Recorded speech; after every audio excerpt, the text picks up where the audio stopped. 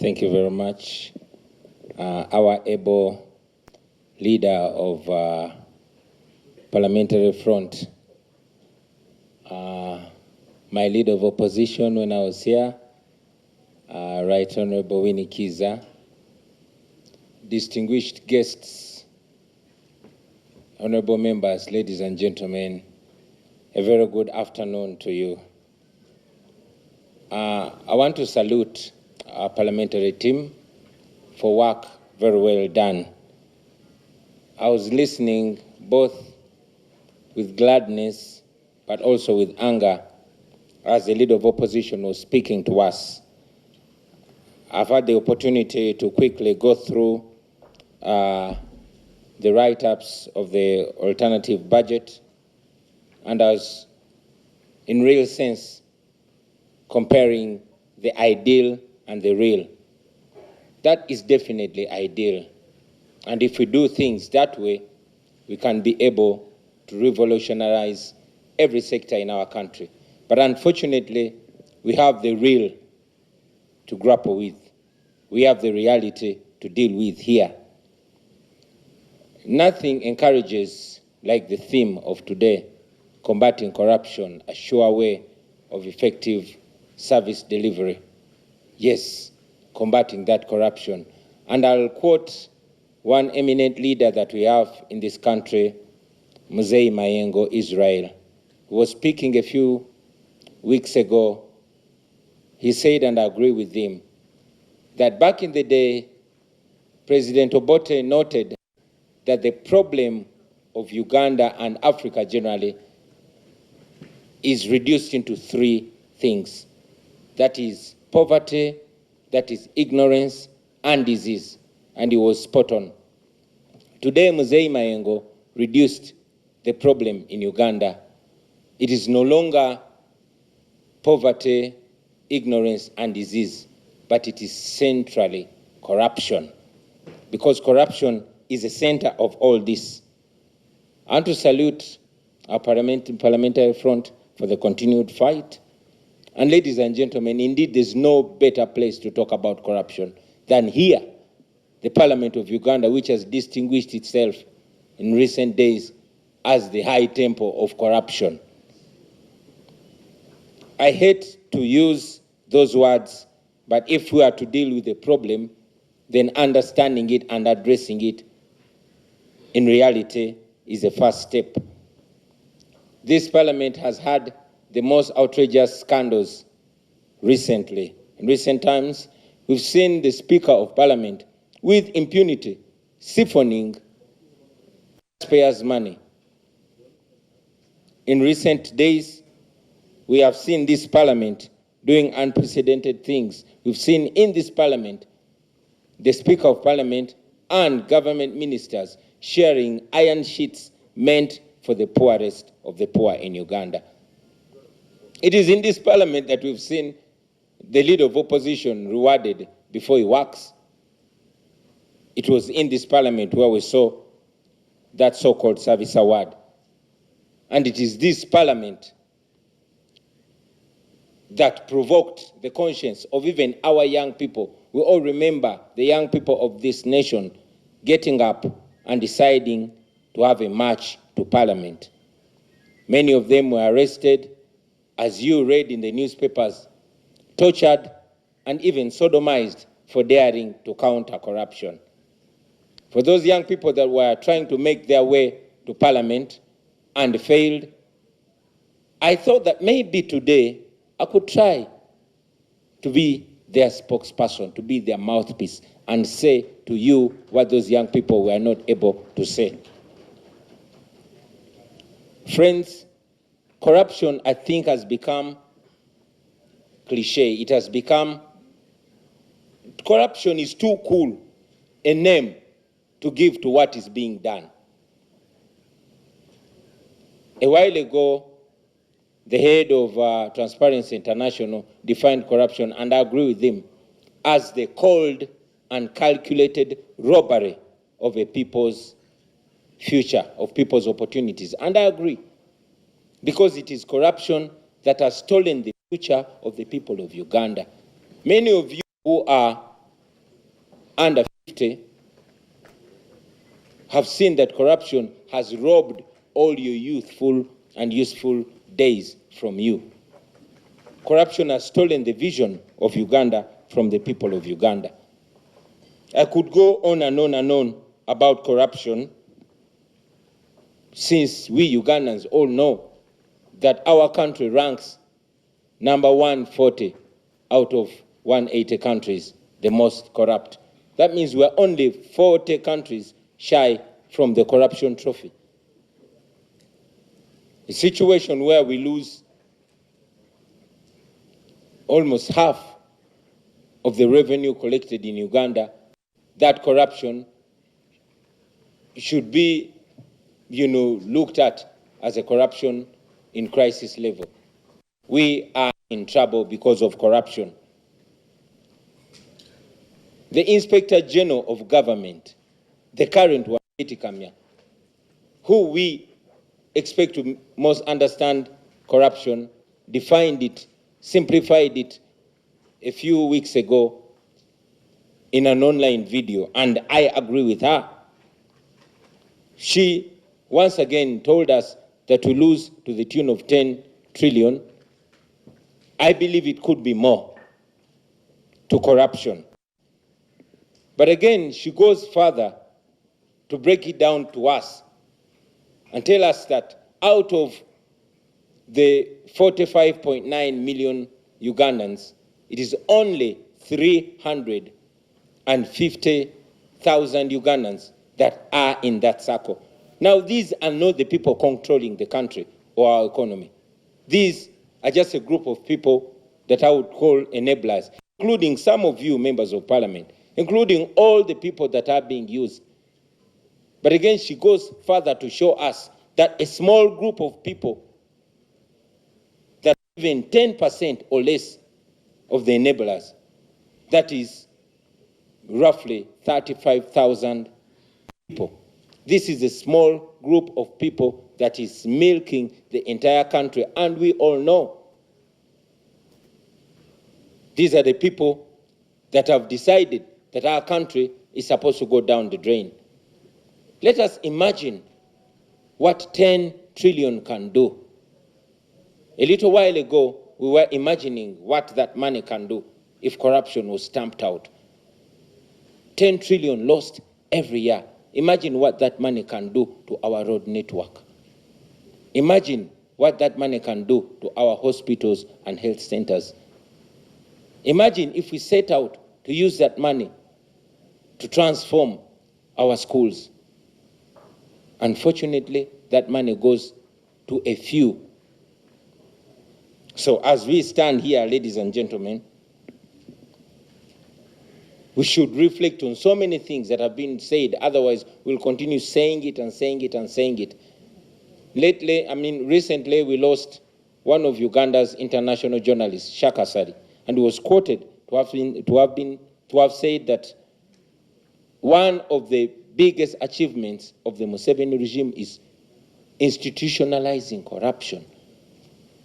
And that is true, because we all can realize that corruption is a currency in this regime. Corruption is used to reward the corrupt and to silence or even eliminate those that are fighting it. It is the sure way of General Museveni to hold on to power. And now we are at this parliament, I can even dare say that this our parliament has also been reduced.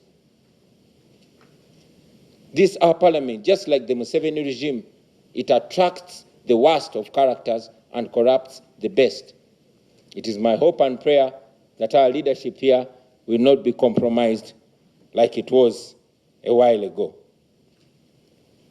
So I want to implore all of you, friends, that you are supposed to be the voice of those people, the majority that are overtaxed but receive zero or very limited services from the government.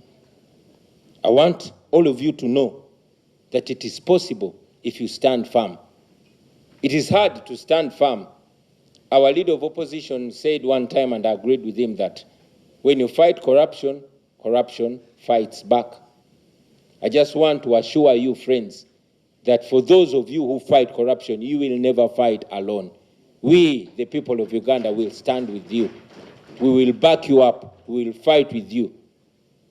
And as we are taught, a people united cannot be defeated. You won't be defeated.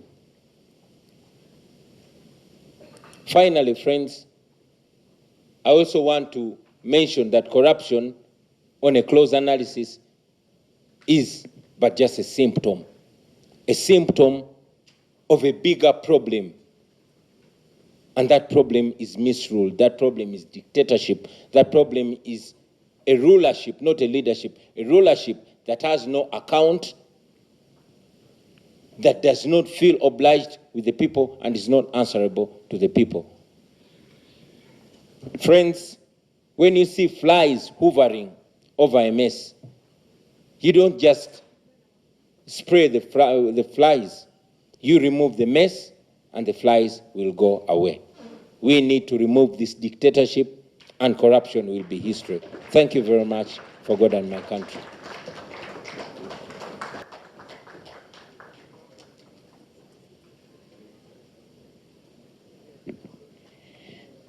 We thank you so much, Mr. President, for your very elaborate speech. It has spoken so well to our budget, which is people that if the government prioritizes a few, we are saying we should prioritize our people that we lead. When the leader of opposition talked about the country not being serious, or our government not being... Society organizations, members of the media, LOP, special thanks to you for this day. This is the day the Lord has made. We have to rejoice and be glad in it. Why do I say this? This day gives us, members of the opposition, the opportunity to answer the Nabanjas of this country. That the opposition has, from the time this country went into multi-party dispensation, been giving alternative policy statements, has been giving alternative policy options to the Ugandans. Many times I feel sad when the Nabanjas and their friends begin deceiving the Ugandans that what policies do they offer? What do they have? What alternatives do they offer? So I just want to remind them today that the office of the leader of the opposition from 2006 has been giving policy options, has been giving alternative statements. And so, LOP, thank you today that again you are bringing us here to let them know that if they are not reading, it has not been our problem. But we have been having compendiums of policy options. Thank you that the Ugandans are receiving from your office and the able members of parliament who are here, who belong to the alternative government, the alternative budget. And I want to congratulate you, colleagues, for this milestone. Uganda is not a poor country like many people think, or like our leaders want us to believe. Uganda is a nation that has poor managers who manage a nation with a chaotic mentality.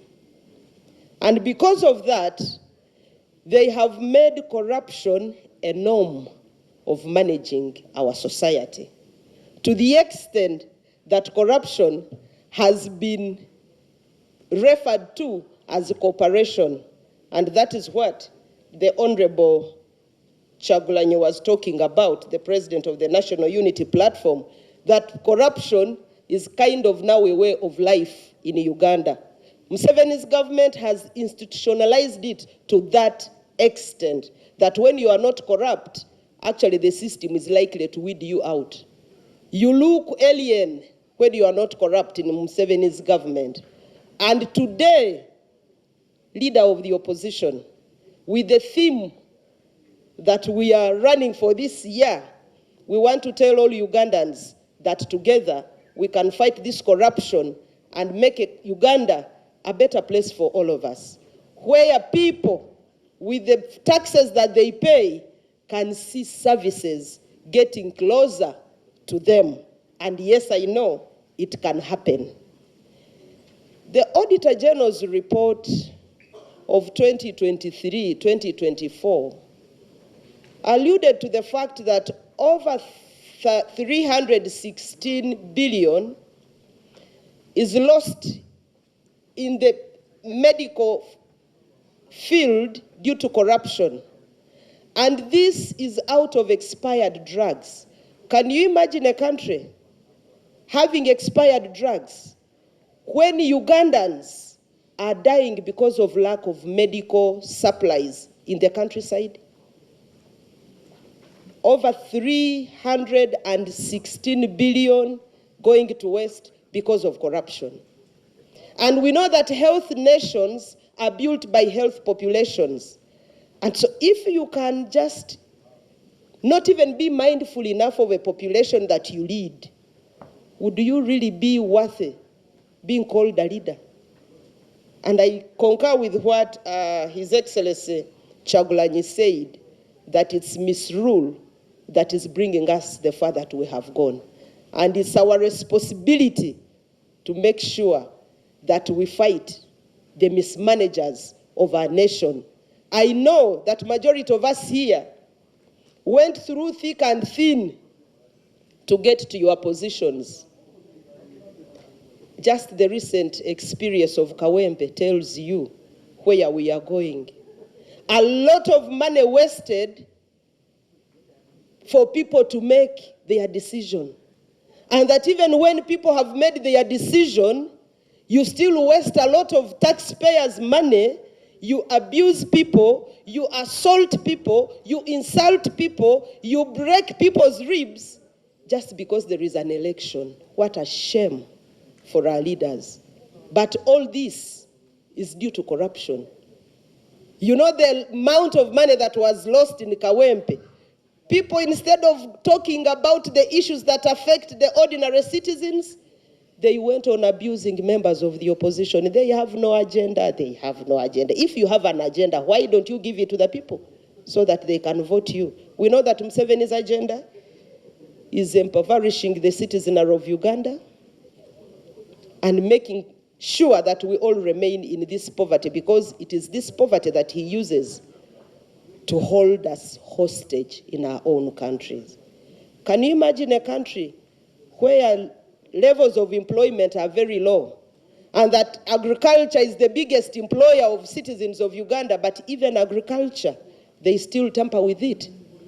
A report from the Ministry of Agriculture indicated that over 445 billion was wasted to corruption out of abuse and misuse of essential inputs in agriculture. And yet I thought that if there is any government that is worth being called a government, would have been so keen on ensuring that they provide water for production, they ensure that people who are involved in the agriculture subsector get the best of what they want. Because this is one of the most employers of our Ugandans, but they still swindle the money from the farmers. What a shame. Leader of opposition, thank you for giving us this opportunity today to let the country know that Uganda is not a poor country, and for Ugandans to understand that corruption has devastating effects on human capital development and social equity of our nation. So the better we fight it before all of us are consumed by this sag of corruption. Ladies and gentlemen, I would not want to take you far because you all know what is happening. Much of the money that is wasted is our money. It's money that you and I pay in form of taxes. When they are wasting it, they don't want to let you know that it's your money. When I was still here as member of parliament, actually towards the end of our term, Uganda gave a contract to a company which was going to do roads in Congo. I kept asking myself, how do we begin doing roads in Congo when our own roads are still very poor? It's like giving food to the neighbors when your own children are sleeping hungry. And I kept asking myself, yes, it could be that we are getting businesses from Congo. Yes, it could be that possibly we are chasing security.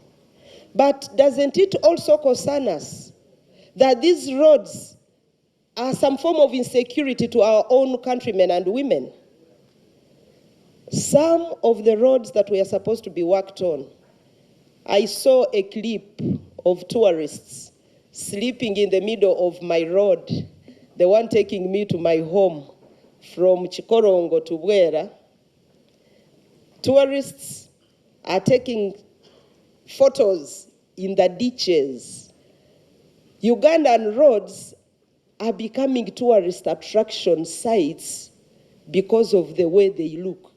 Not that they look well, not that really everybody is admiring them, but because of the pitholes that we have. The potholes that we have are making our roads tourist centers. And then you stand here and you say, I'm a leader of a country. I've made your country look great. You've managed us for 40 years. And in 40 years, we still have dilapidated roads. We still have roads that can be used as graves. What a shame. And all this is due to corruption. So having a theme that talks about combating corruption as the only sure way to effective service delivery is a welcome idea. And I would like to equally call upon all of us here, stakeholders, Ugandans, let us make this our issue. Corruption hits all of us. I know that wherever you go, because of corruption, you are now the targets. People begin asking you, honorable, our roads, honorable, our roads. And yet you and I contribute to a central pool where we think that our managers, the managers of this nation, the so-called leaders at the higher level who control taxes, are supposed to answer to some of these concerns. It's being asked why the roads are not made. And yet for you, you have done your duty. Continue shouting, continue making noise, continue bringing these issues out. Someday, we shall overcome. But what I know, just like His Excellency, the President of the National Unity Platform said, the only way of ensuring that these ills are done away with in our society is by changing leadership. Because everything else rests upon leadership. We may speak and speak until we change the leadership of this nation. There is nothing much we can do. The only thing is to work harder and ensure that we change leadership of the nation. We get there and give better service, quality service to the population of Uganda. And I think that's why we are here today to say that even when they don't believe us, we can do it. And we have shown them that for us, we are ready to fight and make Uganda a better place for everyone. Ugandans, you better begin thinking. It is you and me that suffer the corruption of President Museveni. It is still you and me that can get Museveni out of his office. It is your office that he has mismanaged. So let us work hard and we change leadership and the governance of this country so that Ugandans can enjoy their taxes and live in a country worth being called the Pearl of Africa. I thank you.